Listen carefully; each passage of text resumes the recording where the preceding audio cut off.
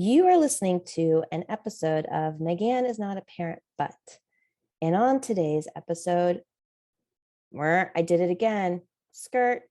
I'm going to let Danny in. We're going to start again. It's starting to become a habit now, so I need to make myself a note. It's because this is a new intro style. All right. Take two.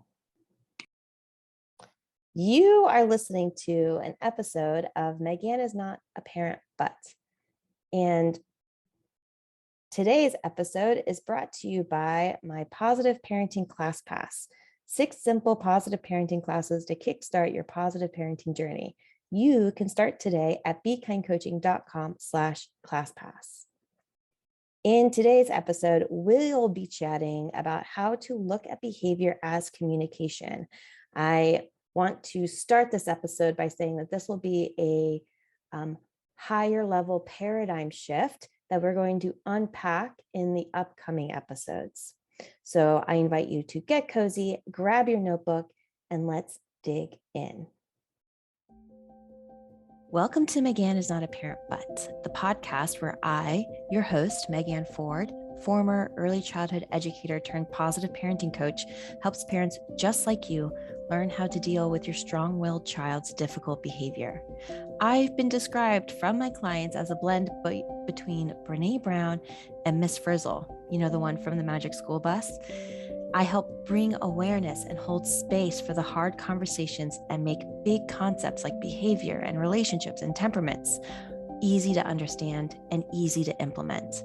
If you're a parent who struggles with your child's loud, dramatic, disruptive, over-the-top behavior, but don't think a parenting coach would help you because those are just for the bad parent or those parents, then this episode is especially for you. I invite you to grab a journal, grab a cozy blanket, a warm beverage, and enjoy what you're about to explore. All right, we are going to start with a game, and the game is called What Would You Do? Really, what do you think they're going to do? Or what are your thoughts about what you're about to hear? I'm going to describe 3 scenarios, and I want you to just start to think about what comes to mind, what assumptions come up, what your interpretations of what I'm describing to you is going to flutter up. All right, I'm going to share some observable behaviors. So if you notice someone yawn, if you notice someone stretch and rub their eyes, and let's say it's in the morning, what might we assume their behavior to mean? If you're saying that they're just waking up, then probably yes. We can interpret, we can read their behavior and kind of guess what is happening. Now, if we take those same observable behaviors, but we change just the time of day. So if you still notice someone yawn, stretch, and rub their eyes, but it's the evening, we tend to have a different assumption over what those behaviors mean. So the behaviors might be the same, but the context of the time of day might be different that influence us into seeing things differently. In the same zone, if we see someone crying, if we can see their hands are in a fists and we can see them stomping and they're at target, what might that mean? What might we presume or assume about what their behavior is saying? If they're a child, perhaps they didn't get something they wanted, or they heard a boundary, or they're not getting the toy that they maybe wanted. If it was an adult, maybe they're not getting what they wanted. Maybe they are being met with hearing some sort of boundary that they too do not like. And if we take those same behaviors again and apply it into a different scenario, maybe we could think about it differently. So if we still see the same person crying, the same fists and the same stomping, but now they're at school or in a school setting, what might that mean? It starts to open up new possibilities. Perhaps there was an altercation with another person at school. Perhaps they may be feeling stressed about an upcoming test or an upcoming project. They might be going through something with a peer or another teacher, it starts to see that when we see the same behaviors applied in different scenarios, we can add different context to the scenario. And it leads us into making different assumptions. The final is, now let's take the same environment and now we're going to change with the different behaviors. So if we see someone smiling, if we see someone hugging and laughing, and they're at a party, we can presume that they feel happy, they're enjoying themselves, they're having fun. And at that same party, if we see someone crying or sitting down, or maybe they have an empty plate, we might start to make different assumptions in that. So it's not just the context of where the person is, it's both the observable behaviors based on the context of what we are interpreting. So really, in all of this game, the person's behavior was giving you information, and you were taking that information and trying to make assumptions and interpretations. And then those assumptions and interpretations are going to guide how you show up with what you say. We might say things like, yeah, well, you can be sad because you don't get the toy at Target. It makes sense why you're crying. It makes sense why you're doing this. At the party, when someone is crying, though, we might go in and add support and say, hey, are you okay? What's going on? Do you need something to eat? Is everything all right? Are you hurt? When we start to see that behavior, we can start to interpret it. And then again, that guides us into how we show up. And sometimes we can show up in unhelpful ways and become stressors. Like in that moment when the child is crying about the toy, how we show up to support them through it can add if their behavior escalates, meaning gets worse, or de-escalates, meaning calms down. And in today's episode, we're going to really talk about at a high level what guides our lens and our interpretation, and what theories and societal beliefs are influencing that as well. So it's common belief that they say with challenging behaviors, they say, how can I change that? Right? It's like, how do I get them to stop doing that thing? How do I stop them being annoying? How do I get them to listen to me? How do I get them to stop hitting? How do I get them to do their homework? It's often focused on how do I get them to do the thing that I want them to do, either start doing it or stop doing it. And in today's episode, I'm going to really invite you to change the way that we're saying, looking at that, and instead start to think with challenging behavior, how can I support that? What is that behavior telling me? And then how can I start to show up in those ways to be either a support or a stress? Because here's the truth bomb. Challenging behavior is communication. And it's communicating something about them and not you. So often a common phrase that I hear parents come and they want to talk through is, what do I do when my child says, I hate you, or you're the worst, or I can't stand it? They're expressing themselves in these hurtful words, and it hurts us as the caregiver. We start to think, oh my gosh, I love you so much. Am I not doing enough? What is wrong? What do I need to fix? And really, if we can start to, again, shift this paradigm, we can start to see that, oh, they're upset. They're mad. It has nothing to do with me. It has everything to do with them experiencing me, either the environment or other factors. So that them saying, I hate you, isn't truly about you as the parent. It is about them and their experience. And on the flip side, when someone says, I love you, thank you so much, you're the best, it has little to do, again, with us, and it has often a lot to do with them and their experience. Perhaps they've gotten something, or they're pleased with something, and they're communicating that with that phrase. So when we can start to depersonalize other people's behavior, when we start to not take it personally, like they're not doing that to us, really we can start to, again, pivot in knowing that their behavior is communicating their experience. Building off of last week's episode, when we can clean our lens of how we look at things and we can do our part, presence, attunement, resonance, and trust, we can begin to listen better, resulting in safety and trust in our relationship. So that invites me to think about what gets in the way of safety and trust in our relationship. Well, we've been passed down a lot of tools, and a lot of those tools, a lot of those strategies, a lot of those theories were rooted in old school methods and outdated approaches that focus on strategies that manipulate behavior. And I'm talking about punishments, I'm talking about spankings, I'm talking about timeouts, I'm talking about sticker charts, I'm talking about all these things that we do, we add in to try to get someone's behavior to change from an external approach. And when we boil it all down, the system at play is that the adults ask the children to change so that the adult is comfortable.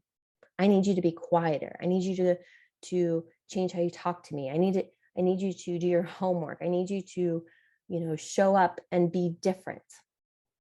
And all of those practices are rooted in behaviorism. So things like sticker charts, timeouts, spankings, treats, drills, all of those things are extrinsic motivators trying to get the child to comply. How do I get them to do the thing? And I think if I were to switch the context and put this into any other relationship, it would get super toxic super fast, right? If I had my husband, if Jason came home one day and was like, I'm going to give you a sticker chart, and if you get 5 stickers at the end of the week, then you get to do this thing, I would be like, whoa, hold up. Nope, my defenses would go up super quick. And if we think about adult timeout or adult stonewalling or doing things like the silent treatment or putting people away from us, even jail, it becomes unethical. It becomes a space for us to kind of clue into what is really going on here. Why are we wanting people to be conditioned to isolate in times of stress and struggle? And these are things that I, as an adult, I'm still unpacking. Really, all of these practices came from the godfathers of behavioralism, and their names are J.B. Watkins and B.F. Skinner. And these are 2 psychologists that started to shift into thinking about behavior and had theories and came up with ways to kind of understand what is going on. At the time, Watson and Skinner believed that if they were given a group of infants, the way that they were raised and the environment put them in would be the ultimate determining factor of how they acted. And in this approach, they didn't look at the parents and they didn't look at their genetics and they didn't look at their upbringing or their culture. They really just said, hey, if we can manipulate the environment, then we can result in this product. And it can be consistent and it could be trackable and it could be chartable. And really their whole theory was based on a system of stimuluses and responses. So what is triggering and then what happens afterwards. And it's really focused on repetition and reinforcement. When they do this, they get this. When they do this, you do this. It's very A plus B equals C. It's a very, if we go all the way back to the beginning of this season, it's a very Carpenter way of thinking about things. And there was an experiment called Pavlov's dog, if you're not familiar, that really was kind of the catalyst in understanding behaviorism and also conditioning. And a brief summary of this is Pavlov took his dogs and noticed that when the dog was around a bell, nothing happened at first. He could ring the bell and the dog didn't really even pay attention. But then when the dog was around food, he observed that the dog started to salivate, started to drool. So then he paired the food with the bell. He would ring the bell, give the food, and the dog would drool. And then suddenly the dog started to become conditioned that when they heard the bell, they knew they could make that assumption that the food was coming and it would activate the drooling. And this process is what's translated into a lot of our methods in managing behavior. You know, if I can do a sticker chart or if I can give a punishment, then the child will start to be conditioned to know to avoid it or to do it, to get the thing. It really results in this extrinsic drive. And it invites us to reach for those band-aids. It invites us to reach for the scripts of what to say. If I just know what to say, then they'll listen to me. Recently, I was around a toddler and I helped the toddler go down for a nap. And when I came downstairs, the parents said, what did you say to her to get her to do it? Right? They're just saying, what did you say so that I can say the same thing, so that I can get the result? It's a very carpenter way of looking at this. It starts to lean into one size fits all. We now have dehumanized the person. We've now stripped away their experiences. We've stripped away their wants, their needs, their desires, their own autonomy to say, hey, no, if you do this, you get this, and then we'll have this. It leans us into behavior charts. At school, I don't know if you have ever experienced it, but I have on both sides, being a teacher and as a student. The red, yellow, and green, where you move clips or you move stickers or you move some form of marker for each child. And they start to learn really quickly who the good kids are and who the bad kids are. It's actually publicly on display. It starts to guide in that if I can add this, if I can show them, if I can do this thing, then I can almost force them into going by the class rules. It creates so many blind spots when we get stuck in this track. It also invites us to ask things like, what do I say when they do this? What do I do when they say this? It invites us into, again, a very A plus B equals C. Just give me the formula and I'll run through the formula and then it'll be consistent each and every time. And I get it. I so get it, because if it was just that easy, then we'd all be doing it. If it was just that easy, then all of the stress, we can kind of go into this fantasy world of like everything would be better then. If only they could just be normal and easy, and it could be just as though I see it everywhere else. And really, when we reach for those fantasies, when we reach for those band-aids, we start to say things like, this is so hard. And it is, it's hard when we want things to be very structured, very routine, very black or white. When we introduce the concept of gray and connection and listening and building the relationship, it goes way gray real quickly.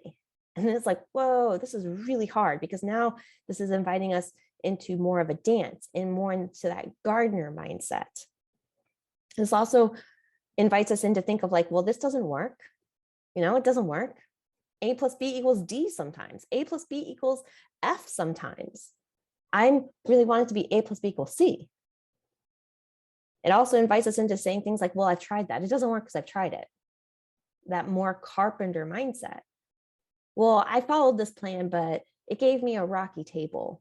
Like the table rocks. It doesn't sit flat. I don't want to do that again.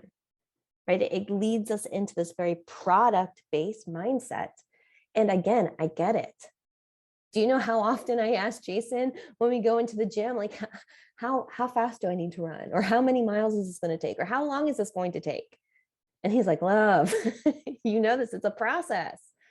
It's based on reps. It's based on a lot of other factors that are outside of just coming in and running on the treadmill for 30 minutes. It's more dynamic than that. And when we can take that mindset and understand like this is a more dynamic approach, then we can release the fantasy. We can surrender to the process. We can surrender to meeting ourselves exactly where we are. And when we do that, then we can meet our children where they are. And we can start releasing the desire for compliance and releasing the desire for this product-based outcome, and start investing in the relationship, investing in building our skills, investing in doing the ways to connect together. And when we do that, it can begin to alleviate the feelings of inadequacy that we might feel when we get advice from people that say, oh, well, this is what I did. Just do those 3 easy steps. This is what worked for me and my kid. And if you've been here, if you've been listening, if you've done any of my classes, if you know any of the work that I do, this will back up the approach that it's not a one size fits all. It's more than that. Brain break moment. All right, I know that I can go deep way fast. So let's just take a pause here to take a deep breath in and let it out. And listen while I let you know that this episode is brought to you by me, Megan, and my Positive Parenting Class Pass. Positive Parenting Class Pass are 6 simple positive parenting classes to kickstart your positive parenting journey. Those classes include Positive Parenting 101, which is a class that is just designed to give you the first steps in what positive parenting is and what it is not. Second class is Emotional Validation. In this class, we dig into how can we show up to have your child feel seen and heard in their lived experience. The third class is Setting Boundaries, all about communicating, enforcing, and allowing testing of your secure and consistent and firm boundaries. The fourth class is a class called Ending Entitlement. Inside of this class, we dig into how we are showing up using tools of entitlement and how we can start to release those tools and begin practicing tools of empowerment and choice. And we know that what we put down, they're going to pick up. The fifth class is a class all about natural consequences. This is a class that gets very clear, and you'll walk away knowing what an imposed consequence is, what a logical consequence is, and most importantly, how to begin utilizing natural consequences so your children begin learning from their lived experience. And the final class is a class all about apologizing. I like to say that connection is the most skipped over step and recovery is the least utilized step. So in that step, you'll start to learn how to show up and use impactful and effective apologies so that your child knows that you see them and hear them and care about them. If you are looking to begin your journey today, then I highly encourage you go to bekindcoaching.com/classpass and dig into the classes starting today. As my free gift, you will receive Raising Respectful Kids, which is my 3-part video series all about how to stop focusing on adding on more decorations to your child and to you and to your relationship, and instead starting to reinforce and build a solid and secure foundation together. I can't wait to hear all of your amazing wins from the steps that you take inside of Positive Parenting Class Pass. All right, ready to get back to our episode? Before we get back, let's take one more deep breath together. And take a deep breath in and let it out. And let's go. When we rely simply on what we see, which is the tip of the iceberg, in this iceberg metaphor, when we rely just on what we see at the tip of the iceberg, we miss out on the bigger picture. And I always like to invite you to think about the Titanic. And what caused the Titanic to go down was that they made decisions based on what they could see. They missed out on the entire iceberg that was below it. And when we focus there, when we just focus on that tip of the iceberg, trying to change the behavior that we see, trying to change using those strategies that are rooted in the behavioralism, rooted in scripts, behavior charts, stickers, threats, punishments, we miss out on that bigger picture, and it invites in masking. And masking is a term that was first coined by Paul Ekman in 1972, and it invites in social and emotional masking. He actually did a study and learned and coined this term in terms of disgust and embarrassment. Started to see that people will quickly throw on a mask and hide what's really going on. And since then, masking has evolved, and it's now defined as concealing one's emotions by portraying another emotion.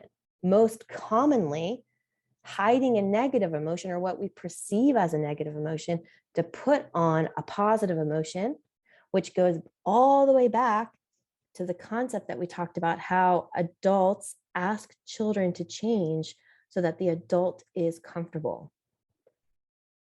I invite you to think about, what does it feel like when someone in front of you is experiencing anger? Is that comfortable or uncomfortable?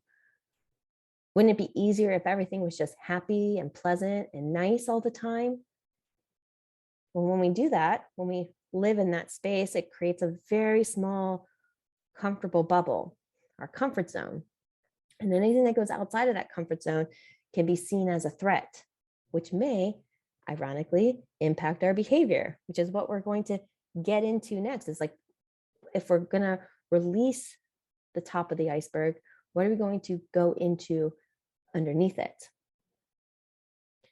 So it was also thought, this concept of masking was thought of as a learned behavior, right? We've learned to do it.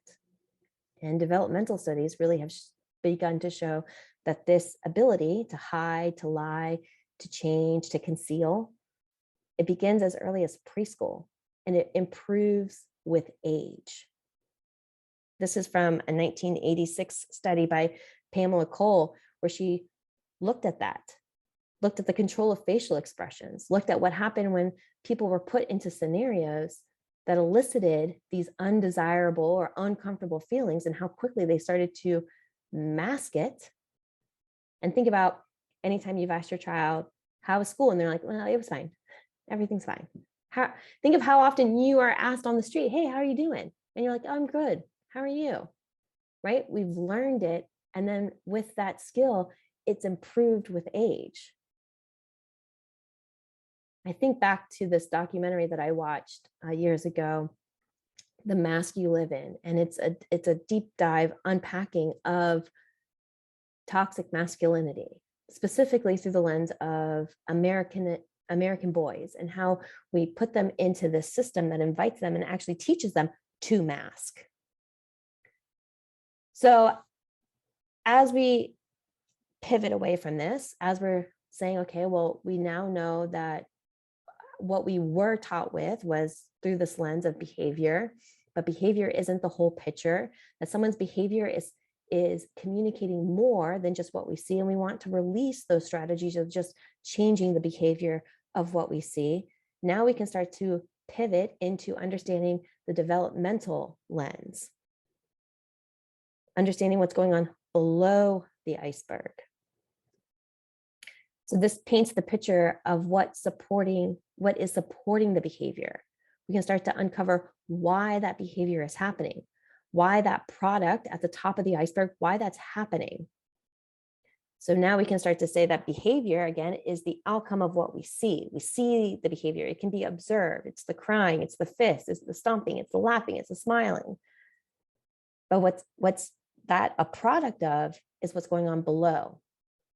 And what's below is often hidden. So the thoughts that someone are having is hidden. The memories that they have is hidden.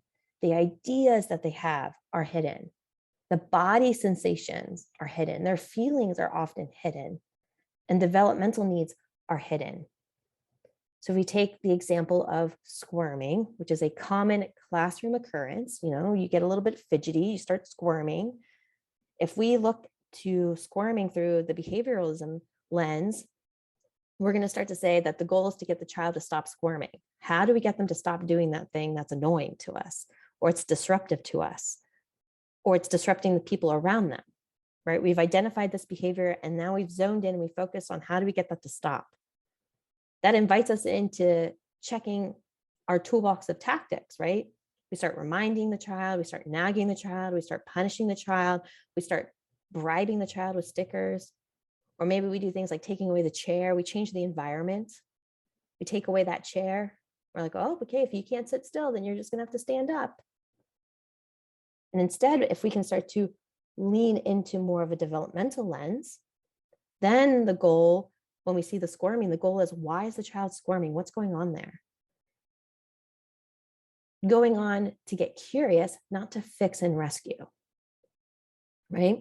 So the tactics we may use now are connection. We may talk, go over, bend down, evaluate the situation, look for what's going on around them. Maybe they need to go to the bathroom. Maybe they're hungry. Maybe they have excess energy.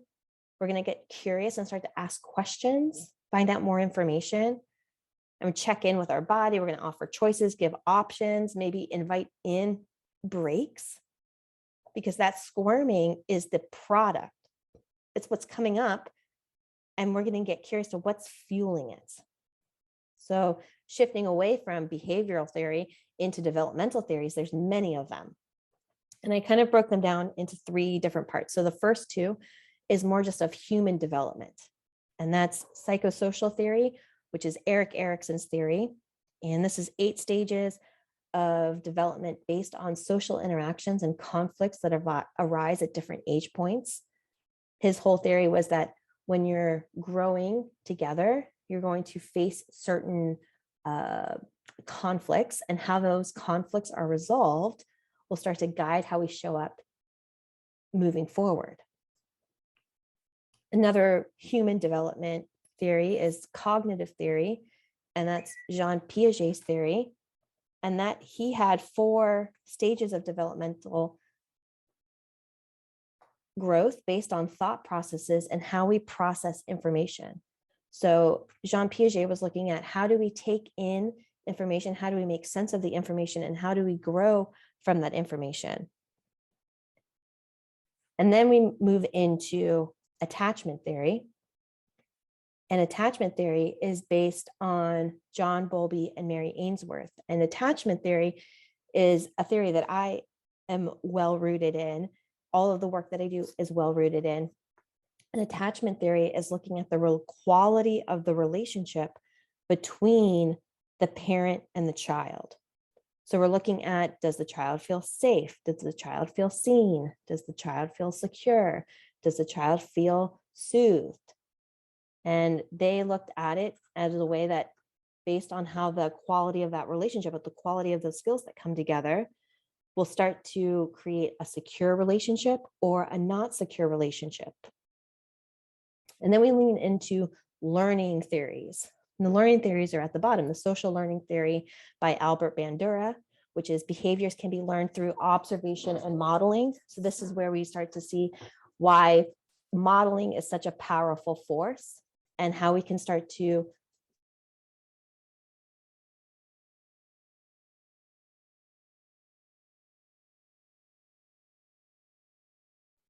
harness our actions and harness what we do to become what it is that we wish to strengthen and grow with the child in front of us. And then the final theory, developmental theory, is the socioculture theory by Lev Vygotsky. And what they looked at was our social and cultural influences and how that influences the development together. So when we can start to look at all of these different lenses, we can start to see that there's a lot of pieces of the puzzle that could come together to impact where we are and where our child is, and how can we get on the same page together. So it's not just what is this product based of the tip of the iceberg, how we can get together and how we can, show up to extrinsically motivate, but really get curious to what's going on inside in this intrinsic state. And a final theory that really is one that is really influencing a lot of educational spaces that I've been part of, and just really a theory that really clicks in and just affirms a lot of this process, is actually a theory called Polyvagal Theory by Stephen Porges. And we're just going to do, again, like a very high level brow introduction to this theory and how it impacts. So his theory looks at polyvagal in 3 circuits. And this is a bottom-up approach, meaning it looks at, are we safe? Are we connected? What are we learning? Those 3 brain states. And it looks to say, when we are engaged in our social engagement system, when we are feeling cool, calm, collected, connected, this is what our behavior would look like, right? That when our bottom of our iceberg is rooted and grounded, then the outcome is going to be a calm person, a regulated person. It's going to have healthy balance. They're going to be resourced and resourceful, meaning they're going to have their own air mask on first so that they can give to others. They are also going to be someone who can co-regulate with another person. We're going to go into all of this in upcoming episodes, and it's all grounded in this process of neuroception. And neuroception is the sense and understanding that our brain and body is ongoing, taking in information and making a surveillance of our safety and our threat. Are we safe or are we under threat? Do we need to kick into our fight, flight, freeze, fawn, or are we cool, calm, collected? Our defenses go down. As we've been talking this whole series about defenses go up and how we respond to those defenses and what happens, and are we aware of when our own defenses go up? And polyvagal theory supports all of this. So the 3 areas is, again, like I said, the green social engagement system. Then we move into orange, which is the mobilization. It's our it's our cues to kind of stand on guard. It's when we start to see the tiger and we have to make the assessment of, is it a tiger or is it a cat, going off of the episode on assumptions. It's called the mobilization, means that we're cueing that there's a threat or a danger. That's when we start to flip our lid, we start to get on defense. Everything kind of cues up, we're on alert. And then the red is immobilization. That's when we've fawned and we've shut down. We've gone into collapse. We've gone into numbing. We've gone into unhealthy coping behaviors and coping mechanisms and those thoughts of despair and hopelessness. And so when we can understand where we are in this system, what our behavior is telling us, then we can start to show up in ways that act as a support for ourselves and for others. So all this to say that difficult behavior, I hope now you see that difficult behavior, you can see it in a different light. That difficult behavior means that the person in front of you is having a difficult time. It is not that they are giving you a difficult time. It is not that they're being manipulative. It's not that they're doing this on purpose. It's not that they, are trying to get away with something. All these stories that have been taught to us from this lens of behavior, looking at behavior as either good or bad, we can now start to say like, whoa, this is something else is going on here. And let me get curious. Could this be something that's developmentally appropriate? Is this a skill that's being missed? Is this a need that is needing to be filled? How can we start to kind of get all of the puzzles out, the pieces of the puzzles out, so that we can start putting them together in ways that are impactful and have a positive impact on ourselves, on our child's development, and our relationship development, so that we can start to become a support and not a weight. And when I say that, support means meeting needs and building skills. As you are right now here in this space, some on Zoom with me live and some listening on either the podcast or even watching on YouTube, entering into spaces that support you in helping meet your needs and helping build your skills. So we're experiencing it right now. We are experiencing the benefit of it versus becoming a weight, becoming a space that adds stress, adds pressure, adds shame. Now, it's not to say that there are not weight moments throughout this process, because learning is hard. Learning takes mistakes. Learning takes activation so that we can start to do the things that calm us down, that get us back into a state of regulation, a state of flow, a state of connection. So I hope now, like I said, this episode was just a big paradigm shift. We're just going to hit it at the top. And then the next few episodes, we're really going to go deeper into this. So in closing, as we're considering all of this episode, I want to invite you to think about, how do you act? What is your behavior when your needs are met and you're feeling supported? What is your patience level? What is your interactions with the people who are close to you? How do you problem solve? How do you navigate inconveniences? What would happen if you're in the middle of a big project and someone close to you says, hey, I need help with groceries? What would that feel like? What would your reaction be if you have your needs met and you feel supported? On the flip, how do you act when you're feeling stressed? How do you act when your needs are not met and you're feeling unsupported? When you're shifted into that stress state, what is your behavior like? What is it like when someone interrupts you? What is it like when you have a big project and you get that unexpected call that says, hey, I need some groceries. Can you help me? How quick are you to anger? How quick are you to calm? And we can start to say like, oh, wait, my behavior is communicating something as well. My behavior, how quick I am to yell, how quick I am to punish, how quick I am to just grab the things, is communicating how I am feeling in that moment. If I am feeling supported or if I am feeling stressed. And we can start to say, now the last point is, how does your child act when they are stressed versus when they are supported? What is it like when they're feeling confident? What does it feel like when they're feeling not confident? What is it? How do they act? And how well can they hear a no when their needs are met and they're feeling supported versus when they're hearing no and they're unsupported and their needs are not being met? And think about, in those moments, what would be beneficial for us and them? A weight, someone adding more stress, adding more pressure, adding more anger, or someone who's being a weight and support, helping guide them through it. Coming up next week is an episode on nonverbal communication speaks the loudest. So I can't wait to see you back for next week. And better yet, if you want to join live and stay for the Q&A after, you can find all of the Zoom room details posted inside of our private Facebook community, Positive Parenting with Megan Ford. I'm sure that this episode brought up lots of things that you've taken lots of notes on.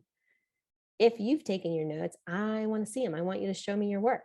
I love to know your thoughts and your takeaways. So I want to know, and there are 3 ways for you to share. You can leave a review on Apple Podcasts. You can share your thoughts and takeaways on social media and tag me. You can also share your thoughts inside of the dedicated post inside of our Facebook group, Positive Parenting with Megan Ford. And if you've made it to this point, I want to thank you for tuning in and staying to the end.